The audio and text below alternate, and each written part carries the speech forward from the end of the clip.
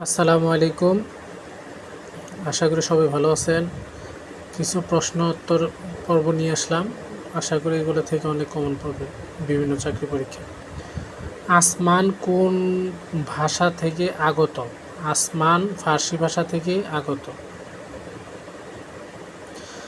বাবা কোন ভাষার অন্তর্গত শব্দ? বাবা তুর্কি। গির্জা কোন ভাষার অন্তর্গত শব্দ? গির্জা কোন ভাষার অন্তর্গত শব্দ? গির্জা পর্তুগিজ।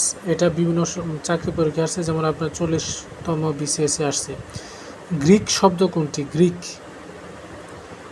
গ্রিক শব্দ হচ্ছে দাম। দাম হচ্ছে গ্রিক শব্দ। দাপ্তরিক কোন শব্দটি ইংরেজি ভাষা থেকে আগত? দাপ্তরিক কোন শব্দটি? এটা 26তম বিসিএসে আসছে। দাপ্তরিক এজেন্ট। কোন শব্দটি ফার্সি? ফার্সি বলতে